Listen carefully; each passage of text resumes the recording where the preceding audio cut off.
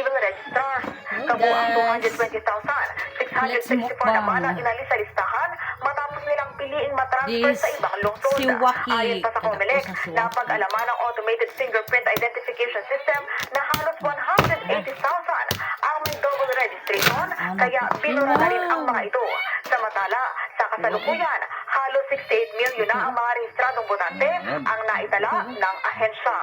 In the heart of changing lives, ito si Brigada Sheila Matibag ng 105.1 Brigada News FM Manila. The Music and News Authority. Brigada Balita Nationwide. Mga kabrigada, personal na tinulungan ni Senador Bongo at ng kanyang malasakit team ang mga biktima ng sunog mula ho sa iba't ibang barangay sa Cavite City.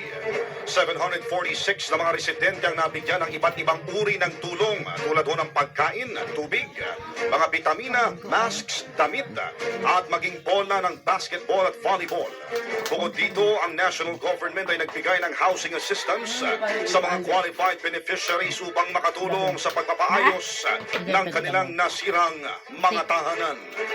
Brigada Balita Nationwide. Kabrigada, bilang mga magulang, importante po na paalalahanan ang ating mga anak na huwag masyadong magpaka-stress sa pag-aaral. Bagamat nakabubuti nga ho ito para sa kanilang academic standing, importante pa rin po dapat yung balanse, lalo na po ang pagpapahalaga sa kanilang mga mental health.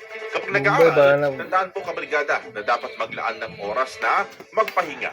Huwag hayaang ma-stress ng sobra dahil mahalagang balanse ang pag-aaral at pahinga. Kung sa atin nga po mga adults ay may tinatawag na work and life balance, dapat sa kanila rin. Ang paalalang yan ay din po sa atin yan ng Standout ES4 Multivitamin Capsule.